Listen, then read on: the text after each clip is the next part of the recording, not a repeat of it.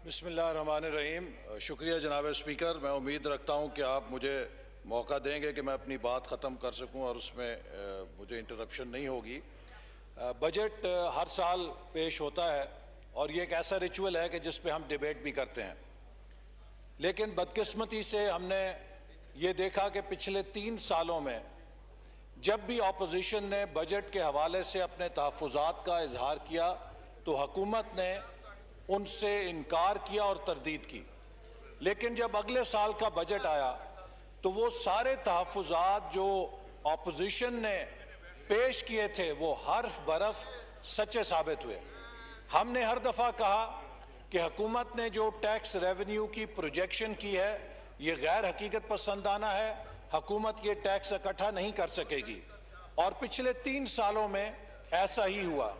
हमने हर दफ़ा कहा कि हुकूमत ने जो बजट का खसारा दिखाया है ये पूरा नहीं है, इससे ज़्यादा होगा, और पिछले 3 सालों में ऐसा ही हुआ है।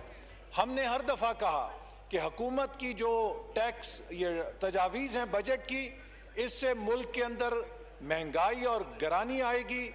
हुकूमत ने तरदीद की, लेकिन हर साल महंगाई की बदतरीन लहर आई। और हमने हर साल ये कहा कि ये हुकूमत ने बजट को कौम से छुपाया है, अधूरा है, धोखा है, और इसके बाद मिनी बजट्स आएंगे। और हमने देखा गुज़श्ता 3 सालों में मुसलसल मिनी बजट्स आते रहे। मैं आज भी यही कहूँगा कि चौथा बजट हुकूमत के 3 बजट से मुख्तलिफ नहीं है। इसमें फिर हुकूमत ने गैर हकीकत पसंदाना अहदाफ रखे हैं, ऐसे अहदाफ रखे हैं कि 5,829 अरब रुपए का टैक्स रेवेन्यू वो नहीं हासिल कर सकेगी, और फिर ये शॉर्टफॉल होगा, फिर टैक्स रेवेन्यू का टारगेट रिवाइज किया जाएगा।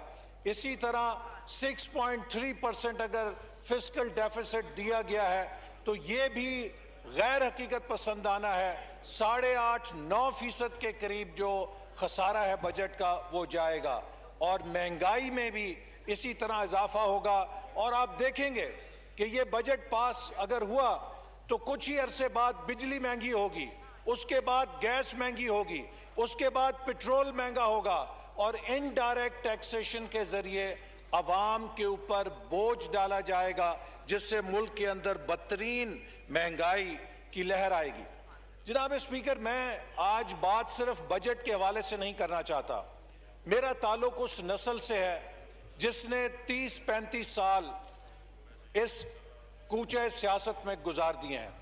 मैं 5वीं दफ़ा कौमी असम्बली का मेंबर हूँ, और जब मैं पहली दफ़ा यहाँ मुंतखब होकर आया तो मेरी उम्र 35 साल थी और मेरे बाल भी सारे स्याह थे, और आज ज़्यादा बाल सफ़ेद हो चुके हैं। हमारी औलादें जवान हो चुकी हैं और वो हमसे सवाल करती हैं कि आपने जिस शोबे के अंदर 30-35 साल लगाए, क्या पाकिस्तान जमहूरी तौर पे आज ज़्यादा मजबूत है? क्या पाकिस्तान आज उस मंजिल के करीब है जिसके लिए इसको बनाया गया था? मैं समझता हूं कि हमारे लिए ज़रूरी है कि आज हम जब 2021 में खड़े हैं और 21वीं सदी के अंदर कौमों की जिंदगी, कौमों की तरक्की, कौमों की खुशहाली, कौमों की खुद मुख्तारी और कौमों की सलामती का दारोमदार उनकी इक्तसादी ताकत के ऊपर है। Economic security of a nation determines it's status, उसके मुस्तकबिल का वो बताती है कि क्या है। हम भी अपने गिरबान के अंदर झांकें। किसी भी मुल्क में मईशत के 2 फैक्टर्स होते हैं, एक क्लाइमेटिक फैक्टर्स होते हैं और एक वेदर फैक्टर्स होते हैं।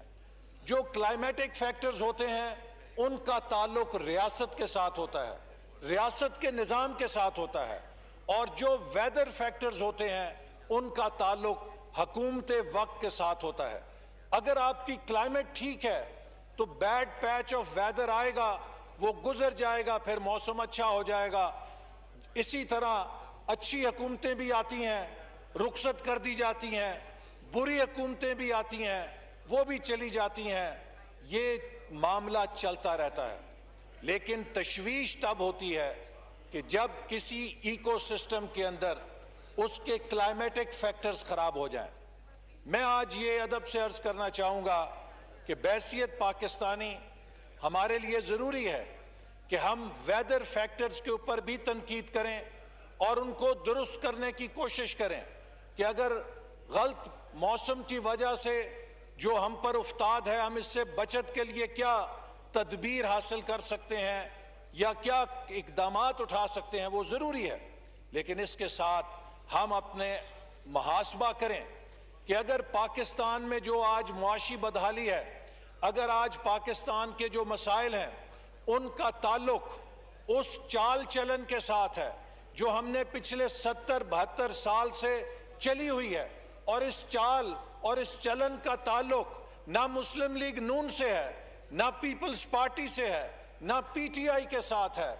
इस चाल और चलन का ताल्लुक हमारे रियासत के निजाम से है, उस बंदोबस्त से है जिस पर हम इस रियासत को चला रहे हैं। तो जनाब स्पीकर, जब तक वो बंदोबस्त ठीक नहीं होगा, हम जितनी मर्जी तकरीरें कर लें, we will be fighting over pennies but we will be acting foolish on the pounds. Pakistan अगर एक्सपोर्ट में $1 अरब इजाफा कर ले, उस पर भंगड़े डालने से कुछ नहीं होगा। हमें लीप फ्रॉग जंप करना है कि किस तरह हम अपना इकोसिस्टम ठीक करें कि हम $5-10 अरब की छलांगे लगा सकें। हम किस तरह ये $22-25 अरब की एक्सपोर्ट से 150, 200, 250 अरब की एक्सपोर्टिंग नेशन बन सकें। हम पिछले 50 सालों से कभी $1-2 अरब फॉरेन डायरेक्ट इन्वेस्टमेंट से आगे नहीं जा सके। हम किस तरह 30-35 billion dollar foreign direct investment सालाना ले सकें। वियतनाम की क्या हैसियत है, 1 करोड़ का मुल्क है, आज $28.5 अरब फॉरेन डायरेक्ट इन्वेस्टमेंट जा रही है। और पाकिस्तान जो 22 करोड़ का मुल्क है आबादी का और इतनी बड़ी मंडी है, मार्केट है, उसके अंदर बमुश्किल हमने 2017 तक $3 अरब FDI उठा के लेकर गए थे, लेकिन आज फिर $1.5 अरब के ऊपर आ चुके हैं। शर्म की बात तो यह है जनाब स्पीकर, म्यांमार जो है, बर्मा जिसे कहते थे, उसमें भी $4 से $6 अरब की सालाना फॉरेन डायरेक्ट इन्वेस्टमेंट जा रही है। तो इश्यूज ये हैं कि किस तरह पाकिस्तान 200-250 बिलियन डॉलर एक्सपोर्ट पे जाएगा, किस तरह Pakistan 1-2-3 billion dollar foreign direct investment की बजाय जो तकरीबन $2 trillion annually foreign direct investment पूरे ग्लोब का चक्कर लगाती है, उसमें से 25-30-35 अरब डॉलर अपनी तरफ मुतवज्जे कर सकता है। ये जो तब्दीली है, ये बिजनेस एज यूजुअल से नहीं आएगी। इसके लिए हमें लीप फ्रॉग जंप करने के लिए आउट ऑफ बॉक्स सोचना है और अपने क्लाइमेटिक फैक्टर्स को ठीक करना है, जिनकी तरफ मैं अभी थोड़ी देर तक आऊंगा। लेकिन फिल वक्त मैं उन वेदर फैक्टर्स की बात करना चाहूंगा जो पिछले 3 सालों से एक बैड पैच ऑफ वेदर के तौर पे पाकिस्तान पर हावी हैं और जिन्होंने पाकिस्तान की इकोनॉमिक रिकवरी को क्रैश कर दिया है। और वो बदकिस्मती से इस हुकूमत की इक्तसादी पॉलिसियां हैं जो पहले दिन से एक नेगेटिव एजेंडे के साथ आई थी। आज 3 साल हो गए हैं जनाब स्पीकर, हम इस हुकूमत का कोई डेवलपमेंट प्लान नहीं देख सके कि इस हुकूमत की तरक्की का एजेंडा क्या है। हम 2013 में जब बरसरे इक्तदार आए, हमने सबसे पहला काम यह किया कि पाकिस्तान के मुस्तकबिल की डायरेक्शन का फैसला किया और विजन 2025 बनाया।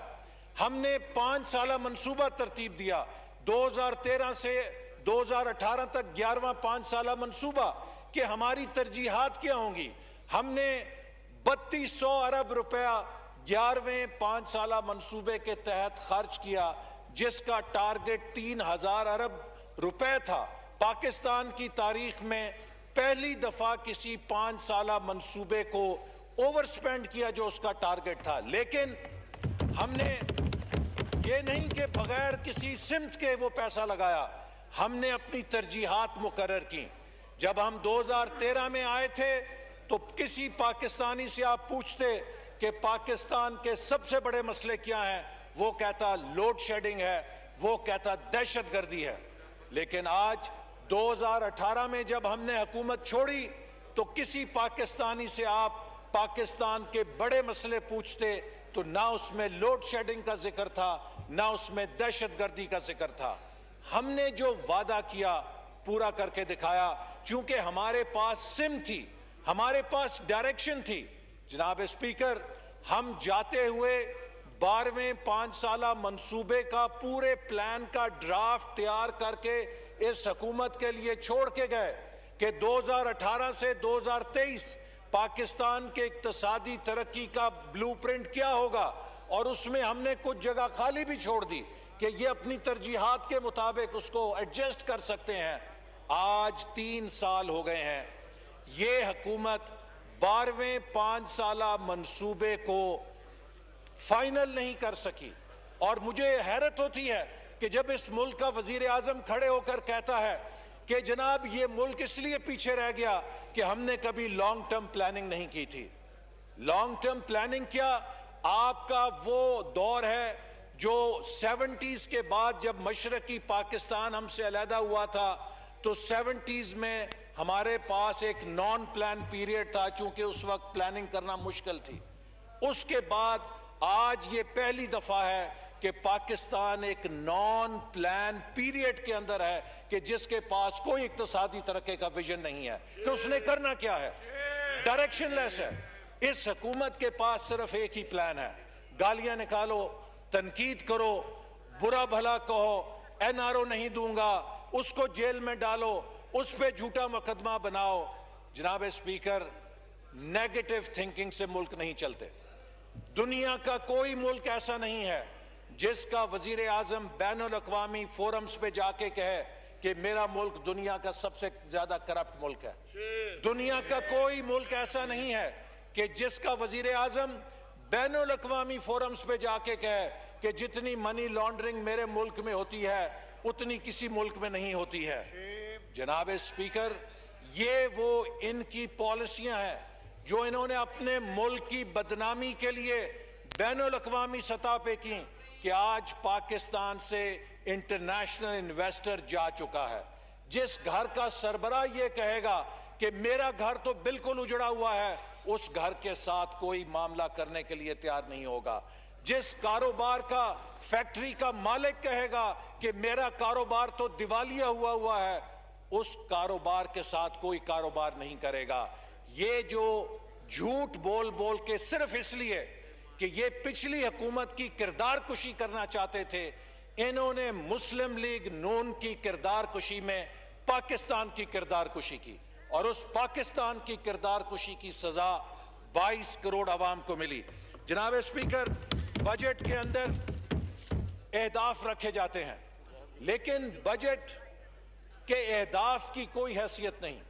आप कुछ भी हदफ रख सकते हैं, असल बात होती है आपके हदफ हासिल करने की सलाहियत क्या है। और इस हुकूमत के हदफ हासिल करने की जो सलाहियत है उसका अंदाजा आपको इस हुकूमत के वज़रा की ऐवान में तकरीरों से हो सकता है। यहाँ पे जो लतीफ़े बयान किए गए हैं इन वज़रा की तरफ से, वो आपको एतमाद दे सकते हैं या बदएतमादी दे सकते हैं कि ये हुकूमत क्या हासिल करेगी। वजीर खजाना साहब से मैं शुरू करता हूं। कल सेनेट के अंदर उन्होंने फरमाया कि ये जो है मुल्क अब तरक्की के रास्ते पे चल पड़ा है। ये वही वजीर खजाना है जो 2 महीने पहले कह रहे थे कि 3 सालों की पॉलिसियों ने मुल्क का बेड़ा गर्क कर दिया है, सत्यानाश कर दिया है, और अब ये 2 महीने बाद हमें जन्नत की तस्वीर पेश कर रहे हैं। या वो शौकत तरीन सच्चा था जो कह रहा था कि डिवैल्यूएशन और 13% के पॉलिसी रेट के ऊपर हुकूमत ने इस मुल्क की मईशत का बेड़ा गर्क कर दिया है, या वो शौकत तरीन सच्चा है कि जो हमें जन्नत की तस्वीर दिखा रहा है। इसका फैसला मैं पाकिस्तान के अवाम पे छोड़ता हूं। फिर कल वो फरमा रहे थे कि पाकिस्तान नेट फूड इंपोर्टर हो गया है। तो जनाब स्पीकर, 3 साल पहले तो पाकिस्तान नेट फूड इंपोर्टर नहीं था। आज गंदम भी इंपोर्ट, कॉटन भी इंपोर्ट, शुगर भी इंपोर्ट, ये सब 3 सालों की तबाही का नतीजा है। और फिर बजट में हमें खुशखबरी सुनाते हैं कि हमने ज़राअत को बहुत तरक्की दे दी है। जनाब स्पीकर, ये भी फरमाया कि हमें लैंड माइन्स मिली जिनके अंदर हम फंस गए। मैं वजीर खजाना को बताना चाहता हूं, आपको लैंड माइन नहीं मिली थी, आपको हमने सी पैक की सूरत में गोल्ड माइन दी थी कि जिसको अगर आप चलाते तो पाकिस्तान की किस्मत बदल सकती थी। लेकिन आपने उस पाकिस्तान की गोल्ड माइन को भी एक तबाही के अंदर तब्दील कर दिया है। और मैं अभी आपको बताऊंगा कि किस तरह आपने 3 सालों के अंदर पाकिस्तान को डेट ट्रैप और डेट माइन के अंदर फंसा दिया। अभी वो वजीर साहब तशरीफ ले गए जो कर्जों पे हमें दर्स दे रहे थे, तो मैं भी बताऊंगा कि कर्जे किसने लिए और किसने उनके साथ क्या किया। यहां पर अभी वजीर इत्तलात ने कहा साहिवाल के अंदर ये प्लांट लगा गए। देखिए, मैं कई दफा कह चुका हूं कि इस हुकूमत के वजीर जो वकील हैं, एक वकील साहब हैं, ये जो वजीर इत्तलात हैं, ये हमें दर्स देते हैं कभी एनर्जी के ऊपर, कभी टेक्नोलॉजी के ऊपर, इलेक्ट्रॉनिक वोटिंग मशीनों के ऊपर। मैं अदब से कहूंगा फवाद चौधरी साहब से भी, और एक और वकील साहब हैं जो हमें मईशत पढ़ाते हैं, हमाद अजहर साहब, कि देखिए अगर तो किसी कातिल को जमानत दिलाने का मामला है उसके ऊपर आप जरूर हमें बताइए। अगर किसी कब्जे वाले प्लॉट के लिए स्टे हासिल करने का मामला है तो वो आपकी एक्सपर्टीज हो सकती है। कोई कानूनी मामला है उस पर आप जरूर बात कीजिए, लेकिन आपके पास ना कोई मईशत पे बात करने की सनद है, ना आपके पास कोई टेक्नोलॉजी पे बात करने की सनद है। साहिवाल एनर्जी प्लांट इसलिए साहिवाल में लगा कि जब आप एनर्जी प्लांट्स की प्लानिंग करते हैं तो जो लोड सेंटर्स हैं उनके पास लगाते हैं ताकि ट्रांसमिशन लॉसेस कम से कम हो सकें। तो अगर साहिवाल में वो प्लांट लगा तो वो लोड सेंटर के करीब लगा। ये पूरी दुनिया का फलसफा है। और फिर वहां पे पोल्यूशन हो गई।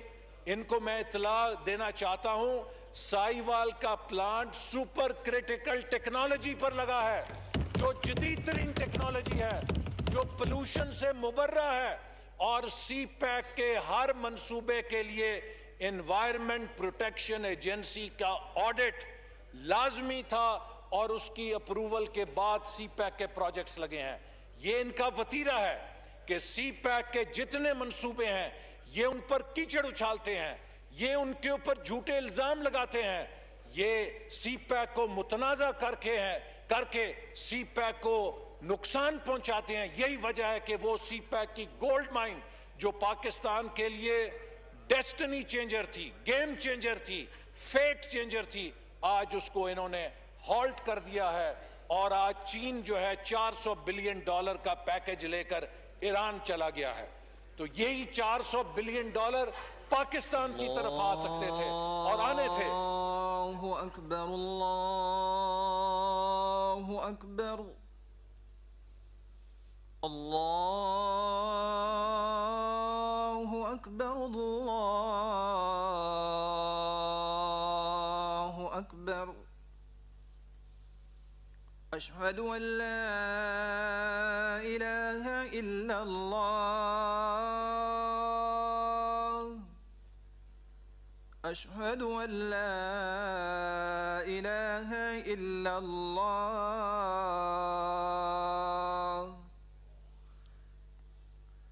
अशहदु अन्न मुहम्मदर रसूलुल्लाह, अशहदु अन्न मुहम्मदर रसूलुल्लाह।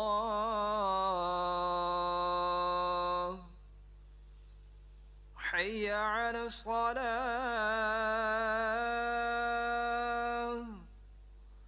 हय्य अलस सलाह,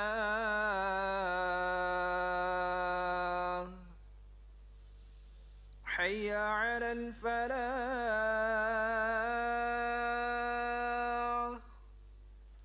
हय्य अलल फलाह।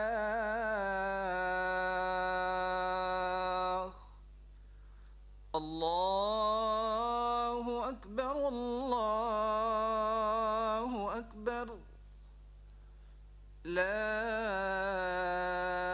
إله إلا الله. जी एहसन इकबाल साहब। ठीक है, मैं अर्ज कर रहा था कि ये अनाड़ी वजीर खड़े होके टेक्निकल इश्यूज पे बात करते हैं कि जनाब कैपेसिटी पेमेंट हम कर रहे हैं। आप कैपेसिटी पेमेंट इसलिए कर रहे हैं कि जितनी बिजली के मंसूबे लगाए गए थे वो पाकिस्तान की मईशत को 6% पे ग्रोथ की प्रोजेक्शन पे लगाए गए थे। अगर आपने पाकिस्तान की ग्रोथ को नेगेटिव 0.5% पे क्रैश करके पहुंचा दिया है, आपने बिजली की मांग खत्म कर दी है, आपने मईशत की तरक्की क्रैश कर दी है, तो इसमें हमारा क्या कसूर है? चूंकि जनवरी 2018 तक वर्ल्ड बैंक भी कह रहा था कि अगले 2 साल 19 और 20 में 6% से ग्रोथ होगी। अगर पाकिस्तान की मईशत 6% से ग्रो करती रहती तो ये जो बिजली के मंसूबे हमने लगाए हैं ये कम पड़ जाते जनाब स्पीकर। और इसी तरह ये कहते हैं कि जी महंगे बिजली के मंसूबे लगा दिए। बिजली के मंसूबे नेपरा मंजूर करती है और नेपरा के अंदर चारों सूबाई हुकूमतों का नुमाइंदा मौजूद होता है। अगर ये बिजली के मंसूबे महंगे लगे हैं तो खैबर पख्तूनख्वा की पीटीआई की हुकूमत भी गुनाहगार है, क्योंकि उसने भी मंजूरी दी हुई है उन मंसूबों की। तो आपको मामलात का पता नहीं है कि ये कैसे चलती है रियासत, इसके फोरम्स कौन से हैं। ये नेपरा के अंदर तमाम सूबाई और वफाकी हुकूमतें मिलकर बिजली के मंसूबों की स्क्रूटनी करती हैं और मंजूरी देती हैं। तो जितने बिजली के मंसूबे लगे हैं हमारे दौर में, उन सब की मंजूरी में पीटीआई की खैबर पख्तूनख्वा की हुकूमत बराबर की शरीक है। और अगर हमने कोई जुर्म किया है तो आप भी उस जुर्म के शरीक हैं, और अगर आप उस जुर्म में शरीक नहीं हैं तो हमने भी कोई जुर्म नहीं किया, फिर वो मंसूबे ठीक लगे हैं। फिर एक वो उमर अयूब साहब हैं, वो खड़े हो जाते हैं। मैं तो जनाब स्पीकर हैरान हूं कि वो वाकई उनको मेडल देना चाहिए कि आज तक वो नहीं बदले, हुकूमतें बदलती रही हैं। हर हुकूमत के साथ शरीक होते हैं और पूरी शदोमद के साथ डेस्क बजाते हैं, लेकिन जब वो हुकूमत जाती है तो नई हुकूमत में आके पिछली हुकूमत के खिलाफ जो है चार्जशीट पढ़ते हैं। वाकई ये डीएनए जो है किसी किसी के पास होता है, हर किसी के पास नहीं हो सकता। फिर कहते हैं, वही फरमा रहे थे कि ये बिजली के मंसूबे ज्यादा लगा गए। जनाब स्पीकर आप मुझे बताइए, जिस मुल्क में अभी भी 25% आबादी बिजली से महरूम है, वहां पे कितनी बिजली के मंसूबे और लगने की जरूरत है। जिस मुल्क के अंदर पर कैपिटा इलेक्ट्रिसिटी जो कंजम्पशन है वो 447 किलोवाट आवर हो, जबकि इंडिया में 804 हो, वियतनाम में 1450 हो। हमारी पर कैपिटा इलेक्ट्रिसिटी कंजम्पशन दुनिया में लोएस्ट है। हमें तो अभी और बिजली की कंजम्पशन बढ़ानी है, तो ये हमें दर्स देते हैं कि बिजली के मंसूबों को बंद कर दो। तो ये मैं नहीं समझता कि कौन सी इकोनॉमिक्स पढ़कर आते हैं और कहां से आके ये हमें लेक्चर देते हैं। फिर परवेज खटक साहब आए, वो तो हैरान कर गए। आज मुझे खैबर पख्तूनख्वा से सुबह जो फोन आने शुरू हुए और उन्होंने अपने कच्चे घर गिनाए, उन्होंने कहा जी मैं पैदल हूं, मेरे पास तो साइकिल भी नहीं है, मैं तो मजदूर हूं, मैं क्या करूं। और हमारा वजीर आला साबिक कहता है खैबर पख्तूनख्वा में तो गुर्बत ही नहीं है, कोई कच्चा घर नहीं है, कोई पैदल नहीं चलता है, वो जन्नत बन गई है। जनाब स्पीकर, ये आपको मालूम पड़ेगा ये हुकूमत किस दुनिया के अंदर बसती है, कितने ये हकीकत से दूर हैं। पाकिस्तान के आम आदमी को महंगाई ने तबाह कर दिया है, गुर्बत और बेरोजगारी ने बेहाल कर दिया है। और यहां पर ये कहते हैं कि लोगों को रोटी नहीं मिलती तो वो केक क्यों नहीं खाते। हमारे सूबे के अंदर कोई गुर्बत नहीं है। इसी हुकूमत ने PSLM सर्वे जारी किया है 2021 में, और उसमें 32 में से 7 जिले हैं जो बहुत अंडर डेवलप्ड हैं खैबर पख्तूनख्वा के। आप जाइए उन जिलों को पहले ठीक कीजिए। तो ये इस किस्म की गैर संजीदा बातें जब ये करेंगे तो इसीलिए परवेज खटक साहब को नौशहरा के लोगों ने इनकी जन्नत की तस्वीर दिखाई है। नौशहरा के अंदर PTI क्यों हारी अगर जन्नत बन गया था खैबर पख्तूनख्वा? इसलिए पीटीआई हारी है कि लोग इनके झूठ को मुस्तरद कर रहे हैं। फिर जनाब खड़े होते हैं तो चोर हैं, ये करप्ट हैं और वो करंट अकाउंट डेफिसिट और कर्जे दे गए। जनाब स्पीकर, मैं आज आपसे इस मसले को खत्म करना चाहता हूं, कौन चोर है और कौन दयानतदार है। आप पाकिस्तान के आदमी से पूछिए, आम आदमी से पूछिए कि जिन्होंने 5 साल आटा 35 रुपए किलो दिया वो चोर हैं या जिन्होंने आटा 75-80 रुपए किलो दिया वो चोर हैं। जिन्होंने 5 साल चीनी 55 रुपए किलो दी वो चोर हैं या जिनके दौर में चीनी 110-115 रुपए हुई वो चोर हैं। जिसके दौर में मुर्गी का गोश्त गरीब आदमी 200-225 रुपए किलो खरीद के बच्चों को खिलाता था वो चोर है या जिसके दौर में मुर्गी का गोश्त 500-525 रुपए किलो हो गया वो चोर है। जिसके दौर में खाना पकाने का तेल 150 रुपए किलो था वो चोर है या जिसके दौर में खाना पकाने का तेल 300-310 रुपए किलो हो गया वो चोर है। जिसके दौर में डीएपी किसान को 2400 रुपए में मिलती थी वो चोर था या जिसके दौर में डीएपी की बोरी 6000 रुपए की हो गई वो चोर है। मेरे यूनिवर्सिटी ऑफ नारोवाल के स्टूडेंट से पूछें कि जिसके दौर में वो 12,000 रुपया फीस देता था वो चोर थे या जिसके दौर में वो 50,000 रुपया फीस देने पे मजबूर है वो लोग चोर हैं। जनाब, चोर वो होते हैं जो आवाम पर महंगाई नाफिज करते हैं, जो आवाम का जीना दूभर कर देते हैं और जो महंगाई पे काबू रखते हैं वो चोर नहीं हो सकते। इसी तरह जनाब स्पीकर, जो सबसे अहम बात आज कि मैं करना चाहता हूं आपकी वसातत से, आज पाकिस्तान के 22 करोड़ अवाम की आवाज बन के हम इस मसले को उठाना चाहते हैं। किसने हक दिया है, किसने हक दिया है इस वजीर आजम को कि ये दुनिया को कहे कि पाकिस्तान का एटमी प्रोग्राम नेगोशिएबल है। पाकिस्तान का एटमी प्रोग्राम इज नॉट नेगोशिएबल, कोई इसके ऊपर समझौता नहीं कर सकता। ये कहते हैं कि जी कश्मीर का मसला हल कर दो, हम एटमी प्रोग्राम बंद करने के लिए तैयार हैं, हमें एटमी डेटरेंस की जरूरत नहीं है। Who has given you this authority, Mr. Imran Khan? You cannot speak on nuclear program of Pakistan. Pakistan का एटमी प्रोग्राम 22 करोड़ अवाम की मिल्कियत है जिसके लिए हमने बड़ी कुर्बानियां दी हैं। ये आज बिल्ली थैले से बाहर आ गई है, आज बिल्ली थैले से बाहर आ गई है कि इमरान खान को पाकिस्तान का एटमी प्रोग्राम रोल बैक करने के लिए साजिश के जरिए पाकिस्तान पर मुसल्लत किया गया है। ये वो फॉरेन डोनर्स का एजेंडा है। हम भी हैरान थे कि फॉरेन फंडिंग केस में ये क्या बिल्ली बंद है थैले के अंदर। फॉरेन फंडिंग के अंदर जिन डोनर्स ने पैसा दिया था वो यही एजेंडा था जिसके लिए बरसर इक़्तिदार लाए थे कि इमरान खान से पाकिस्तान के एटमी प्रोग्राम के ऊपर कराएं कि ये डेटरेंस हम छोड़ने के लिए तैयार हैं। मैं इस ऐवान के जरिए ऐलान करना चाहता हूं कि कश्मीर का मसला हल हो या कश्मीर का मसला हल ना हो, पाकिस्तान की nuclear deterrence is non negotiable और उसके ऊपर कोई समझौता नहीं किया जा सकता। और अब जनाब, ये जो बजट की बात करते हैं इस पे 3 हिस्से हैं। इन्होंने कहा 3.9% ग्रोथ हो गई है।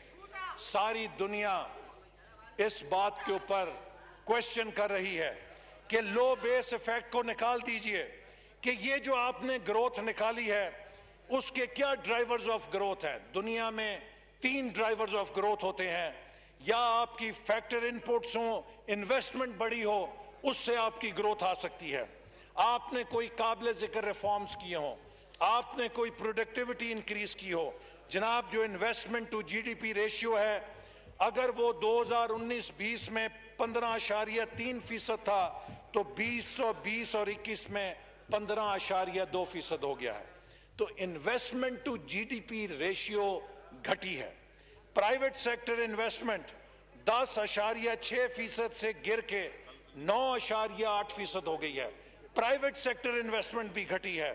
इसी तरह इन्होंने जो एग्रीकल्चर ग्रोथ बताई, इकोनॉमिक सर्वे कह रहा है कि ना एकड़ेज बढ़ी है, ना फर्टिलाइजर ऑफटेक बढ़ा है, ना कोई इनपुट में ऐसा इजाफा हुआ है जिससे ग्रोथ हुई हो, लेकिन इन्होंने ग्रोथ जैकअप करके अपने फिगर्स ले लिए हैं।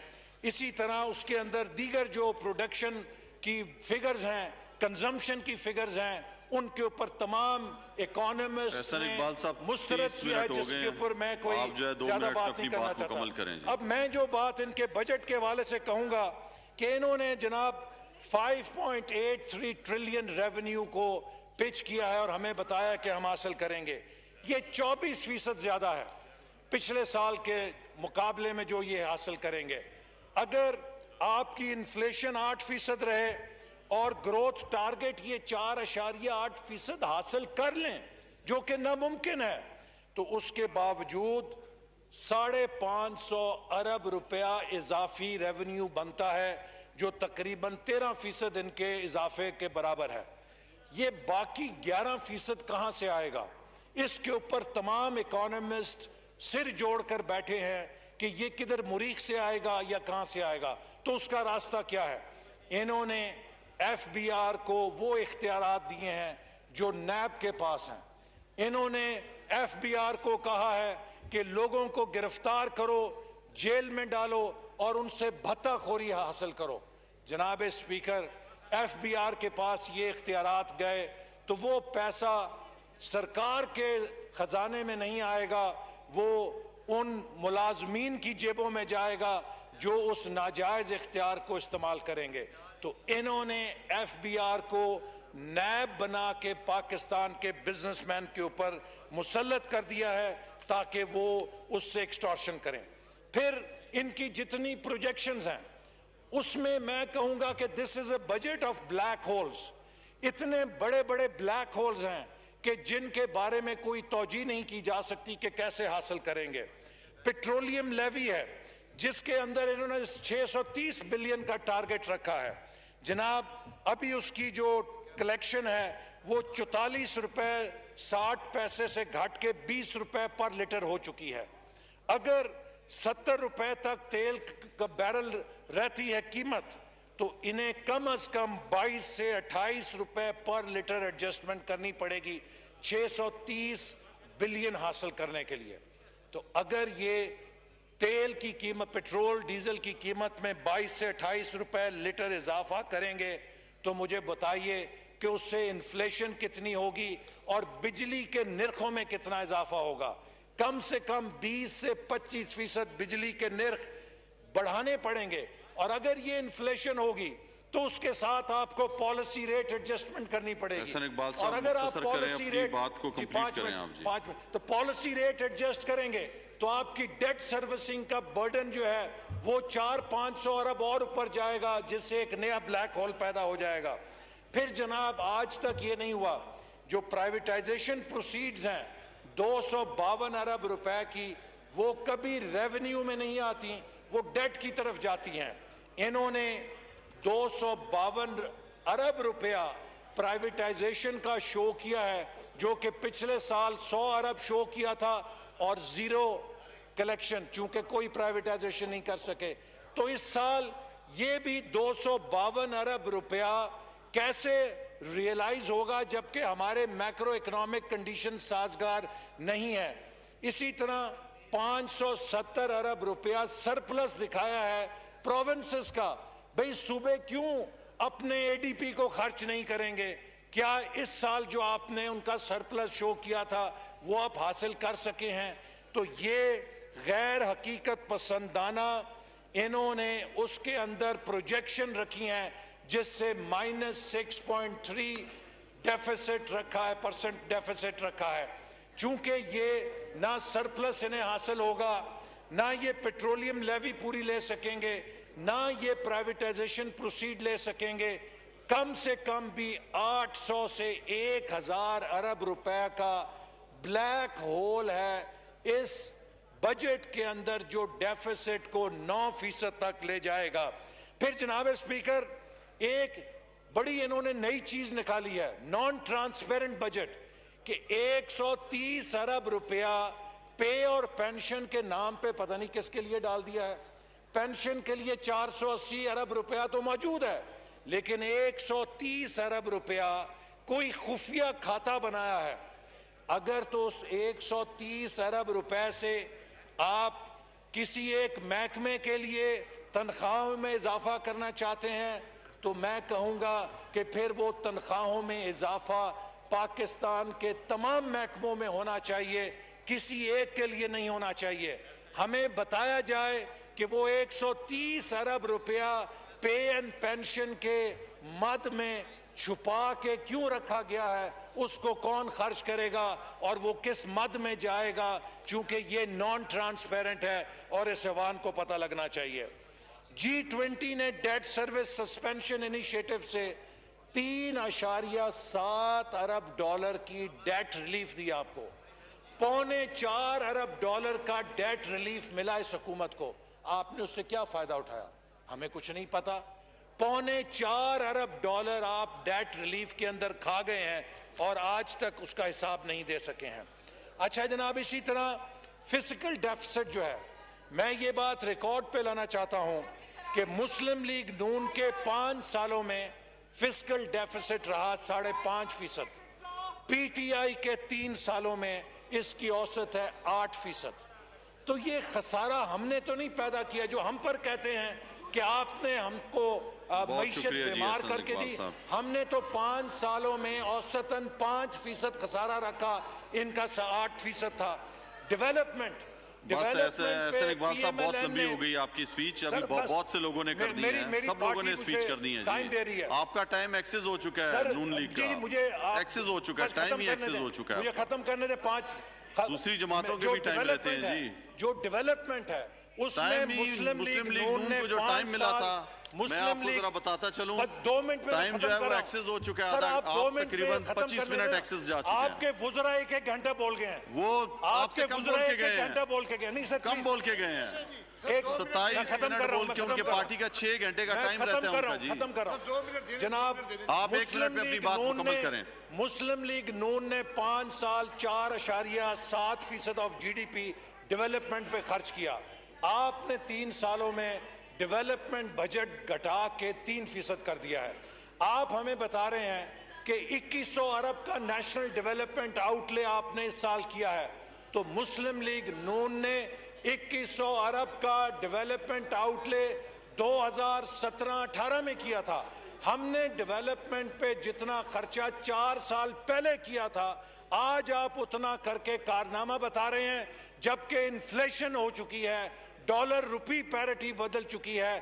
तो आज का 2100 हमारे 4 साल पहले के मुकाबले में 1700 अरब रुपए के बराबर आता है। बहुत शुक्रिया जी। जी जनाब मेजर ताहिर सादिक साहब, बात आपकी हो गई जी, आपको काफी मैंने टाइम दिया जी। जी मेजर ताहिर सादिक साहब जी, आपको मैं इनको दे चुका हूं जी, सबसे ज्यादा बोले हैं सुबह से, इतना कोई भी नहीं बोला जितना ये बोले हैं। मेजर ताहिर सादिक साहब अपनी बात शुरू करें जी। बिस्मिल्लाह। एहसन साहब, एहसन साहब, आपको बहुत ज्यादा 10 मिनट से कह रहा हूं, 1-1 मिनट, आप 10 मिनट से नहीं कह रहे। आप 1 मिनट में अपनी बात खत्म करें। एहसन इकबाल साहब आखिरी बात करें जी। प्लीज ये देना चाहता हूं कि तनख्वाहों में 10% की बजाय 20% इजाफा किया जाए।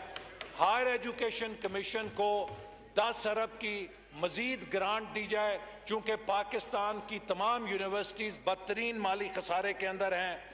हमारे हुकूमत ने इस्लामाबाद में नेशनल पुलिस हॉस्पिटल का मंसूबा शुरू किया था। पुलिस वाहिद फोर्स है जिसका कोई हॉस्पिटल नहीं है, इस मंसूबे को शामिल किया जाए। FBI की जो ड्रैकोनियन पावर्स हैं उनको वापस लिया जाए। मैं राइस प्रोड्यूसिंग एरिया से ताल्लुक रखता हूं, चावल की एक्सपोर्ट के लिए खसूसी इकदामात उठाए जाएं, वरना अगले साल चावल की जो फसल है वो 20 से 25% उसकी कीमत गिरेगी और किसान तबाह हो जाएगा।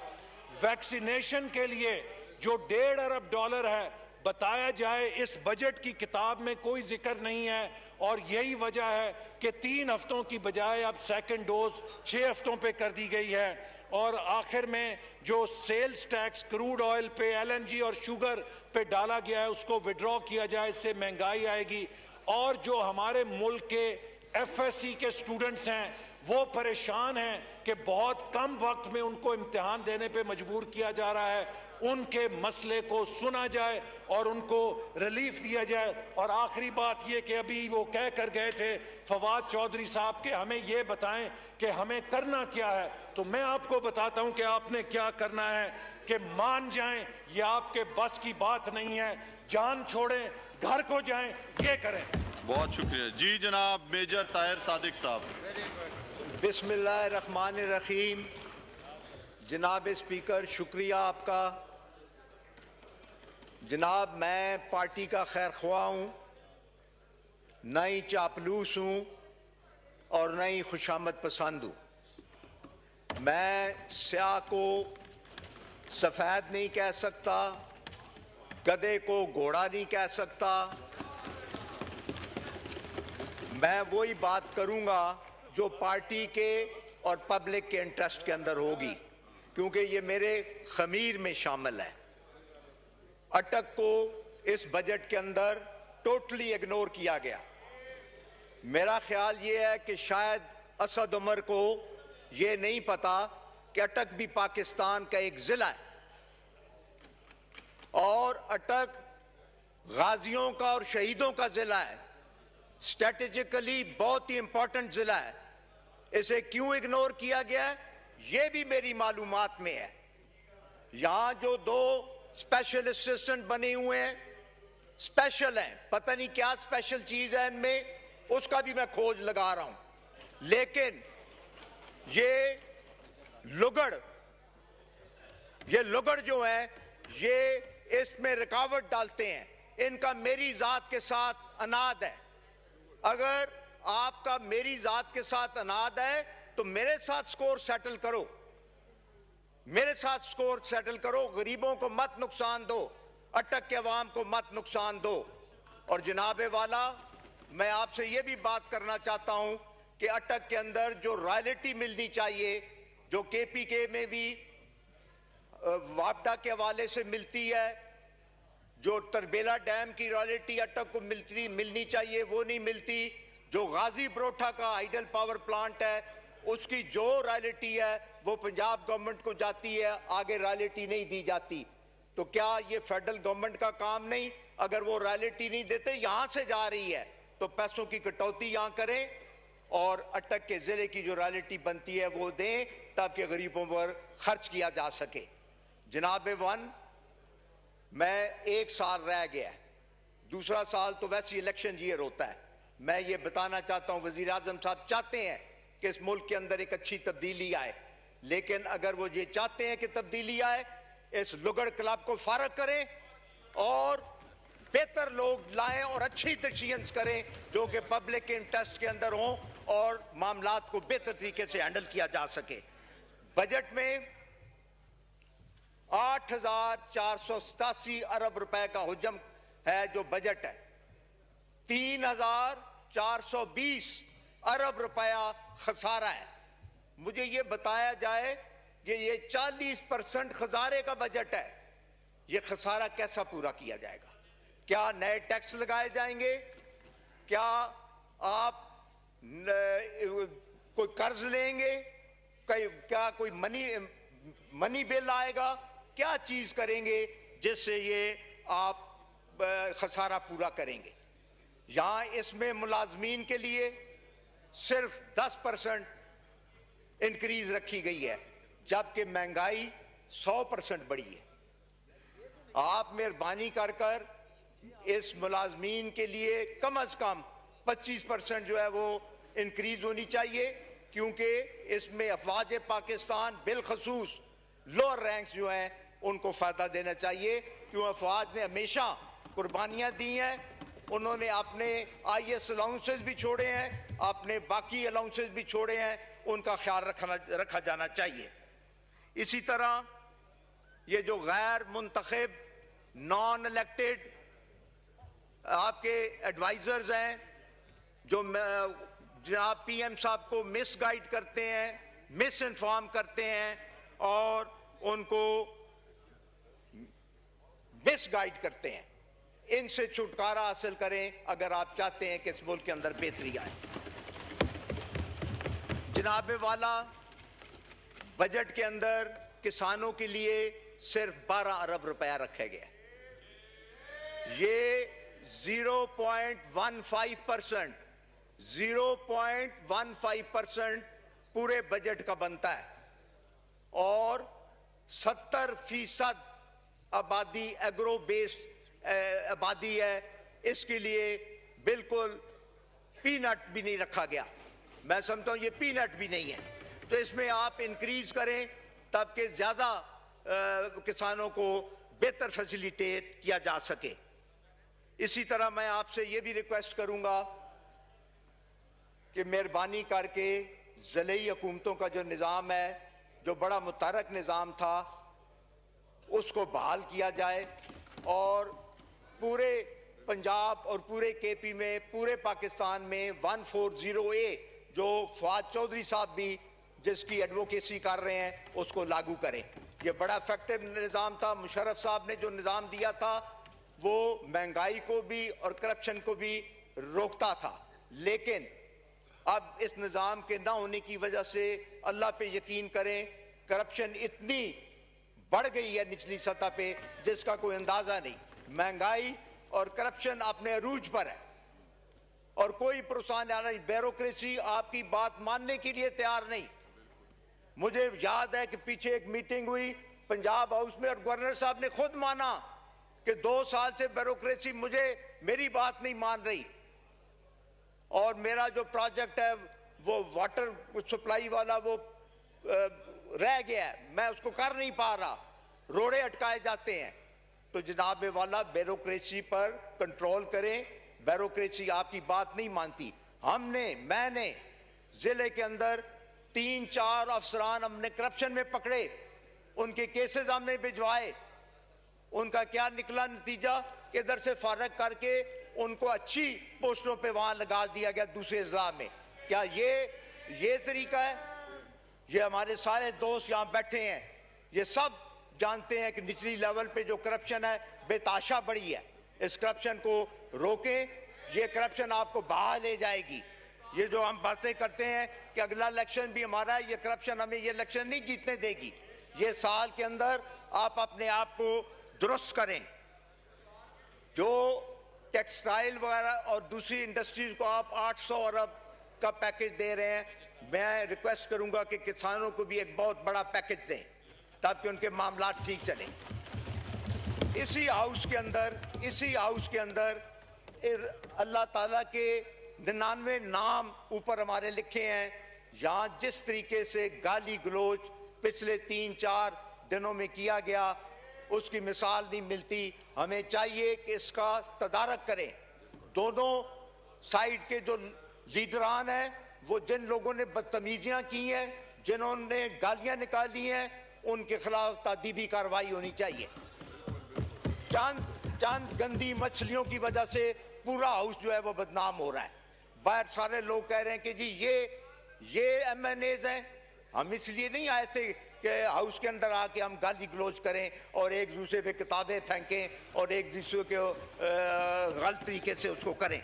इसको भी आप ज़रूर काइंडली तदारक करें और देखें। और जो एजुकेट नहीं है इनके लिए क्लास लगवाएं, पीछे इनको बताएं अखलाकियात की क्लास होनी चाहिए कि किस तरीके से वो करेंगे।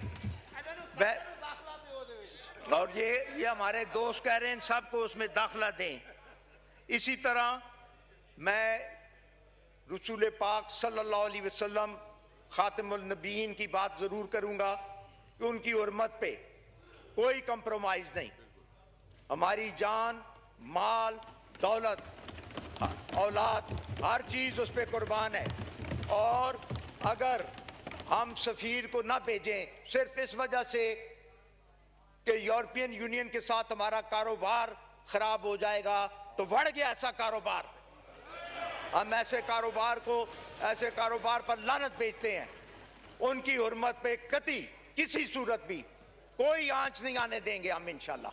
तो इसलिए मैं आपकी वसातत से बताना चाहता हूं कि अल्लाह की मेहरबानी से ये मुल्क इस्लाम के नाम पे कायम हुआ है और नबी मुस्तफ़ा सल्लल्लाहु अलैहि वसल्लम हमारे आखिरी नबी हैं। जिस तरह पंजाब हाउस उधर पंजाब के असेंबली में उन्होंने लगाया कि आखिरी नबी रसूल पाक हैं, आप भी इधर सामने लगाएं कि सब के सब नुमाइंदे हर वक्त देखते रहें इंशाल्लाह। मेरी ये चंद गुजारिशात हैं। मैं चाहता हूँ कि मामलात बेहतर चलें और अपोजिशन से भी और हुकूमत से भी हम बातें गरीबों की करते हैं, बातें गरीबों। आज तक मुझे बताएं किसी ने किसी गरीब के लिए कुछ किया है? इस बजट में ये जो अभी आज बजट आया है इसमें कोई इंस्टेंट रिलीफ है गरीब के लिए? कतई तौर पे कोई नहीं। हम बातें गरीबों की करते हैं। हमारी उम्रें 70-70 साल हो गई हैं, 60-60 साल हो गई हैं। मेहरबानी करके हमने कब्रों में जाना है, अल्लाह को जवाब देना है, अपनी जन्नत कमाएं, गरीबों के लिए कुछ कर लें। ये तकरीरें मत करें, ये मत बताएं, अपने अंदर झांक कर देखें। आपने लोगों के लिए, गरीब आदमी के लिए सिर्फ नारे लगाए हैं और गरीब को इस्तेमाल किया है। गरीब के लिए कुछ भी नहीं किया आपने, किसी ने भी नहीं किया। अब वक्त आ गया, ये ना हो कि गरीब आपको उठा के समुंदर में फेंक दें। आप गरीबों के लिए करें। मेरी यही आपसे इल्तिजा है कि इस मुल्क की बेहतरी के लिए सब मिलकर, बजाय सिर्फ ये कि हम चोर डाकू खेलते रहें, कोई पब्लिक के लिए कोई काम करें। मेहरबानी।